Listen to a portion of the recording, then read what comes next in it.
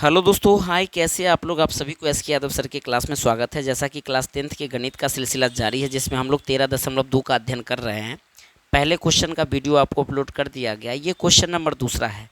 इसमें कह रहा है कि एक इंजीनियरिंग के विद्यार्थी है रचेल, जिसे एक पतली एल्युमिनियम के सीट का प्रयोग करते हुए एक मॉडल बनाने को कहा गया, जो एक ऐसे बेलन के आकार का है, जिसके ऊपर भी शंकु और नीचे भी शंकु, अर्थात दोनों सिरों पर शंकु जोड़े हुए हैं। इस मॉडल का व्यास आपको 3 सेंटीमीटर दिया हुआ है और इसकी लंबाई आपको 12 सेंटीमीटर दिया हुआ है इस टोटल मॉडल का। तो प्रत्येक शंकु की ऊंचाई भी आपको इसमें 2 सेंटीमीटर दे दिया गया है। तो रचेल द्वारा बनाए गए जो ये मॉडल है, इसमें टोटल हवा कितना होगा, अर्थात हवा का आयतन आपको ज्ञात करना है। आइए हम लोग इसका मॉडल बनाते हैं। मॉडल में क्या बनाना है, आपको जो प्रश्न में दिया गया है कि ये एक बेलनाकार भाग है, ये वाली पार्ट है, बेलनाकार भाग बोला गया है, बीच की भाग है, और इसके दोनों सिरों पर शंक्वाकार भाग बनाना है। शंक्वाकार भाग इस टाइप से बना लीजिएगा, यानी इसके दोनों सिरों पे शंक्वाकार भाग है। ये मॉडल है। इस मॉडल का व्यास कितना दिया, तो इस मॉडल का व्यास दे दिया है 3 सेंटीमीटर, यानी इसका व्यास जो वृत्ताकार भाग है ये 3 सेंटीमीटर है। शंकु के लिए भी वृत्ताकार भाग का 3 सेंटीमीटर व्यास होगा और बेलन के लिए भी वही बात होगा। टोटल मॉडल की ऊंचाई दिया है आपको 12 सेंटीमीटर। ये टोटल आपका ऊंचाई दे दिया है, यहाँ से लेकर के यहाँ तक 12 सेंटीमीटर। और शंक्वाकार भाग की ऊंचाई कितना दिया है, इसका प्रत्येक शंक्वाकार भाग की ऊंचाई आपको 2 सेंटीमीटर, यानी ये भी कितना हो जाएगा आपका 2 सेंटीमीटर। तो बेलन का ऊंचाई तो हम ऑटोमेटिक ज्ञात कर लेंगे ना। टोटल आपका ये 12 सेंटीमीटर है और ये आपका 2 है और ये 2 है। अगर ये 2 हटा दूँ और 2 हटा दूँ तो इस बेलन यानी सिलेंडर का ऊंचाई देखा जाए तो ये आपको 8 सेंटीमीटर हो जाएगा। और कैसे हम लोग 8 ज्ञात किए, टोटल मॉडल की ऊंचाई से दोनों शंक्वाकार भाग की ऊंचाई को मैंने हटा दिया। अब यहाँ सॉल्यूशन में हम लोग आएंगे। सबसे पहले लिखेंगे दिया गया है, दिया गया है किसके लिए लिखेंगे, बेलनाकार भाग, बेलनाकार भाग के लिए। बेलनाकार भाग के लिए क्या क्या दिया गया है, आपको व्यास जो दिया था, हालांकि मॉडल का व्यास लिखा है तो दोनों के लिए तो वही पार्ट हो जाएगा ना, यानी 3 सेंटीमीटर है। आप रेडियस कहोगे कितना हो जाएगा, 3/2 सेंटीमीटर। अगर मैं इसकी ऊंचाई की बात करूं तो बेलन की जो ऊंचाई ज्ञात की है, इसकी ऊंचाई को अगर मैं H1 से इंडिकेट करूं, चलो H1 ही ले लेता हूं, तो इसकी ऊंचाई कितना हो जाएगा, मॉडल की टोटल ऊंचाई कितना है 12 सेंटीमीटर, अर्थात 12 सेंटीमीटर में से ये शंक्वाकार वाले जो है 2 सेंटीमीटर और ये शंक्वाकार वाले 2 सेंटीमीटर, दोनों को घटा देंगे तो कितना आ जाएगा, ये आपको 8 सेंटीमीटर आ जाएगा। वहीं आप लिखेंगे शंक्वाकार भाग के लिए।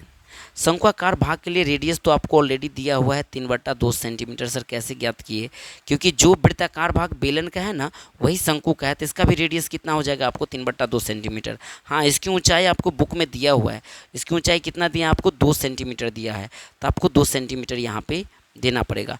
अब इस मॉडल में टोटल हवा कितना आएगा, यानी हवा का आयतन ज्ञात करना है, तो लिखेंगे इसीलिए मॉडल में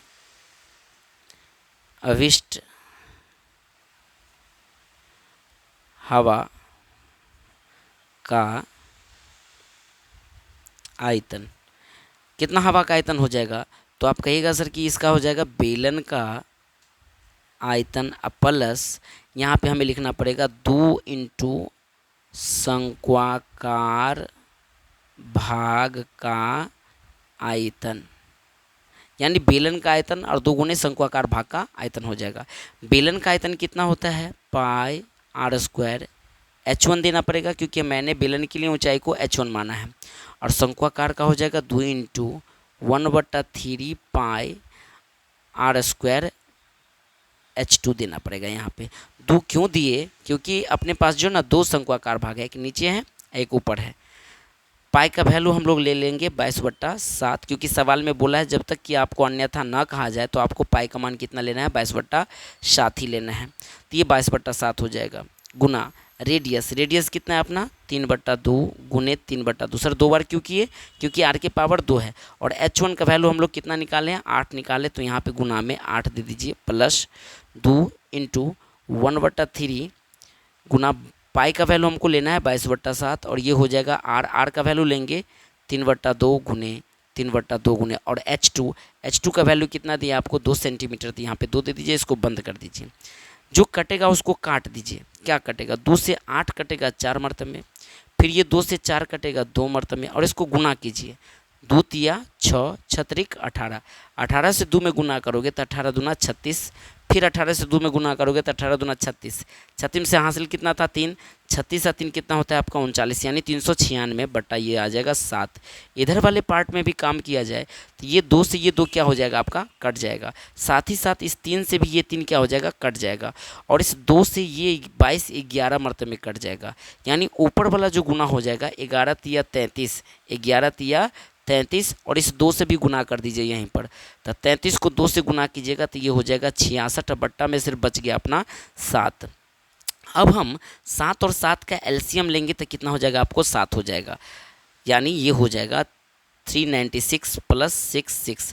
अब इसको ऐड कर दीजिए, 6 और 6 को जोड़िएगा तो 6 हो जाएगा आपका 12, फिर 9 और 6 हो जाएगा 15, 1 हो जाएगा 16, 6 6 12 के 2 हासिल 1, 9 6 15, 1 हो जाएगा 16, और 3 1 हो जाएगा आपको 4, अब बट्टा में आपका है ये 7। 7 से इसको काटिए, 7 से जब 46 में भाग दीजिएगा तो 7 छक्के 42 होता है, 46 में से 42 को खींच लीजिए तो कितना बच जाएगा 4, और इस 4 पे 2 दे दीजिएगा फिर 42, यानी 7 छक्के फिर हो जाएगा 42, यानी इतना सेंटीमीटर क्यूब आपका ये आ जाएगा वॉल्यूम, और वॉल्यूम आयतन हमेशा सेंटीमीटर क्यूब में होता है।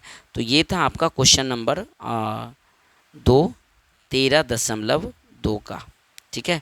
तो इनका स्क्रीनशॉट अगर लेना चाहते तो आप ले लीजिए, क्योंकि मेरे पास तो यही साधन है। ये आपका 66 सेंटीमीटर क्यों आया। ओके, तो लेते हैं हम विदा, तब तक के लिए आप सभी को good day, take care, all the best, जय हिंद, जय भारत।